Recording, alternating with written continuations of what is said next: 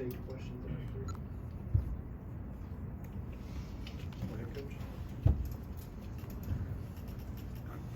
Excited to have our first SEC home game, get back in front of our fans. It's been a little while, so we're excited. Ole Miss they're interesting. They're deep. They've got a lot of guys that scored. Their bench has been good. Ruffin's a really talented player that's still trying to recover from the injury. They've got a lot of different guys that can beat you.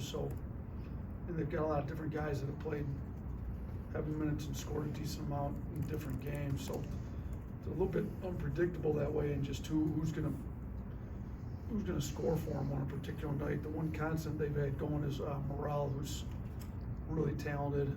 We tried to recruit him out of high school. He shoots it well. He does everything pretty well. So got to make sure we're locked into him. But you got to be ready for all their different defenses. They mix in 1-3-1, 2-3. Got some traps, presses.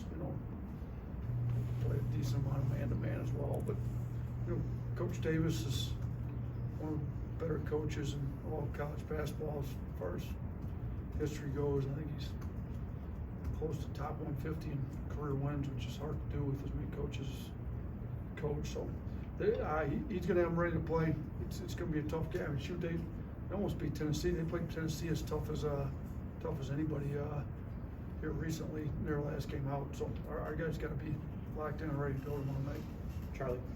Yeah, Coach, this is kind of a little off topic, but Davin Cosby announced he's going to enroll early with you guys. How much does that not only benefit him, but give you guys an extra body of practice? It's going to help us quite a bit as far as practice goes, I think. He's a good player, a good shooter. He'll start to learn the system. But get with Henry, our strength coach, start to get his body right. It's just different. You can do a lot more in college, a lot more resources. And then I think he'll help our scout team too, make our guys better. So it'd be good to have him around the program and just he'll learn.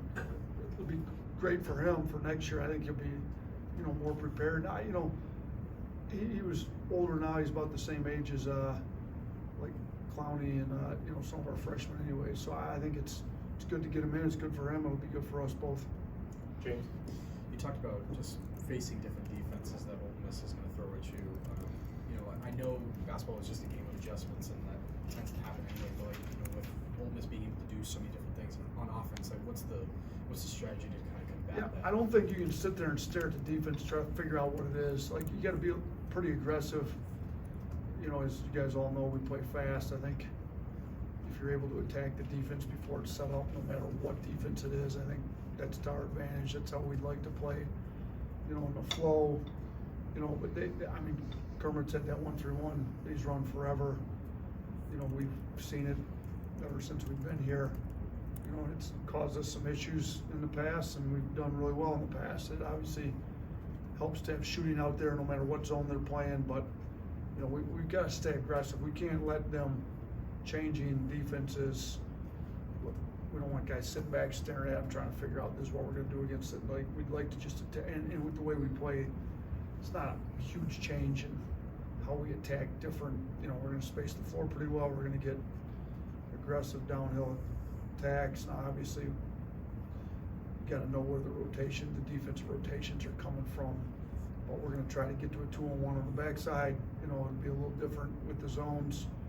But yeah, we have issues where it starts to slow us down and we overreact to it and sit there and stare at it for too long. We can't do that. Tony. Is this I'm blocked by the TV. Yeah, I got you. I'm over. Is this a trap game of sorts? I think we've already seen commercials about the game against Kentucky over the weekend, but like you said, Ole Miss has played Tennessee tough, and they're a tough side. And if it is, what does it say about your team's mental approach and how they? Yeah, it could be because we've had a week, and I didn't realize they have commercials about Kentucky already, but I'm sure our players know. We haven't talked 1 second about Kentucky. We'll get to them once the Ole Miss game's over, but I'm sure our players know that it's hanging out there. So it definitely could be a trap game if we're not mature enough to handle it. But look, Ole Miss is a good team. they're gonna be right in the thick of it, like in SEC play. I mean, I think they just proved that. They obviously had the loss to North Alabama, which is a tough loss, and that makes it look maybe they're not a good team. But I mean, if you look at, they've had some real quality wins, and then they just played Tennessee, who, you know, a lot of people had to pick to win the SEC and playing as good as anybody in the SEC, and they played Tennessee, you know, to the wire, you know. Shoot, they had them. They were up a lot of the game. So we definitely, if we were immature and we had these issues last year, you know, and we told our guys too, last year we were 2-0 in SEC play, went on the road to Missouri and lost to Missouri and started a 3-game skid. Like we can't do that stuff this year. Like we've got to take, you know, a home game against Ole Miss is a game you're supposed to win if you're trying to win the league. We know that. But Ole Miss isn't trying to go down 0-2 to start SEC play either. So they're going to be playing really hard, you know, scrappy, fighting, clawing, and they got some talented players that can make plays and beat you. Mike, how much was that Mississippi State game a challenge to the toughness of this roster? I think it definitely was, because that's what they hang their hat on. I mean, they were in the top 25 because they had won so many games based on playing tougher, harder. You know, and so we challenge our guys, like we need to be the harder playing, tougher team, and we thought we were more talented than them. You know, and if the more talented team plays harder and more together, they're going to win the game. So I think our guys answered the bell, particularly in the second half. We still had too many turnovers, but I thought we played harder, you know, and we obviously had some better shooters. They struggled at the free throw line too, which helps, but that goes into some skill. Like, you know, skilled players typically step the line and make free throws, and I thought our guys did a good job. Went 14 of 18 at the line. We need to shoot well from the free throw line again tomorrow night. Katie. I'm just talking to the guys about rotation and minutes. Mark said there aren't any cancers on this team. How do you kind of see guys embracing their role, whether it's starting or getting a few minutes off the bench? Yeah, you know what? I think one of the guys you look to in particular when you think about that is Quinterly. I mean, he is a kid that's been SEC tournament MVP and he's played really well for us for 2 years. He's coming back off the ACL and he's got 11 minutes last game. You know, Houston game, he didn't play particularly well and didn't score much, and he's as happy as anybody can be for the team. He wants to get himself going. We want to get him going, but you know, until he's back comfortable and playing the way he is, he's all in with. I think he'll still be all in with the team being the best it can be, but whoever needs to play to win the game. So when you got a guy like that that's like that, Noah Gurley's been here, one of the older guys on the team, understands that we've got some young kids that are playing really well, and some games is going to get more minutes. You know, he's played a lot of minutes in some big games that we've won, and then some other games he hasn't played as much, but he's got a great attitude. Quinterly's got a great attitude. You know, and I think the young guys are just trying to learn and get better. Rylan Griffin's minutes have been a little bit inconsistent at times based on who else is playing well, who hasn't. He's had a great attitude and just keeps getting better too. So I agree with Mark. I don't think we've got any cancers. I think everybody's all in on making sure the team's playing the best it can be, and lets the coaching staff do what we need to play the guys that are playing best that particular night to try to get us a win, and then we'll get back in the gym and try to get better. Mason. Kind of going off of that question, it's great to have Don back in the rotation, but with him working himself back in tomorrow, or obviously still, you know, a ways away, how challenging is a coach to, you know, kind of continue to solidify that rotation when most teams going into conference play already have their solid rotation?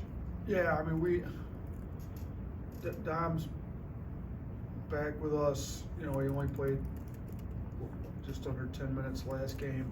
Hopefully we can get him more minutes this game. You play the guys that are playing hard, playing well, you know, playing best with each other in different games. I mean, even early non-conference, you know, North Carolina game, you had all those minutes, 4 overtimes. You know, some guys that hadn't played heavy minutes were playing heavy minutes because they were playing well there at the end. Like you just got to figure that out. It's, you know, ideally you got a good rotation that's consistent throughout every game all year. Well, it's sports. It's not the way it works. You know, when Amari gets healthy, we're gonna have to work him back in the rotation. So, you know, it's good to have competition. It's good to, it makes each other better. So it's good to have Don back in. I thought he's played great in practice the last 3 days. I anticipate him getting more minutes than he did at Mississippi State, 'cause I think he's getting better and better. We're just gonna have to figure out who's gonna get more, who's gonna get less, and game to game, it'll probably be determined a little bit by who's playing better, who's not, who's in foul trouble, who's not. And just we didn't anticipate Pringle playing, you know, as many more minutes than Charles as he had to against Mississippi State, but we needed him for all those minutes. I thought he played well those minutes. Thanks. On the topic of trap games, you had some games in the non-conference slate, before a big game. What did you learn in those games from your team that maybe you could take in going into Ole Miss? You know, I don't think we ever lost a game overlooking somebody getting to the next one in the non-conference. You know, I thought we handled our business pretty well, played hard, but so we can definitely learn something from that. What we've been talking to though, this is the SEC. Ole Miss has SEC players. They got McDonald's All-Americans. They have guys that can play. Like some of them are coming back from injury and getting better and better. Some, you know, have been inconsistent, but they're more than capable of having big nights. So, we can't overlook anybody ever, and I think we, you know, I don't think we did that in the non-conference. I mean, if you look at our 2 losses, I don't think anybody was overlooking UConn. I don't think anybody was overlooking Gonzaga. So we haven't had a loss like that yet, and we did have some teams that were, you know, maybe not as highly rated, ranked, whatever, and I thought we took them seriously for the most part like we needed to. Ole Miss is not that though. Ole Miss is an SEC team with a lot of talent that we've got to play well to win. So if we're overlooking Ole Miss to get to Kentucky, we're 100% going to lose against Ole Miss because they're a really talented, good SEC team. Anyone else? Thanks. Thanks.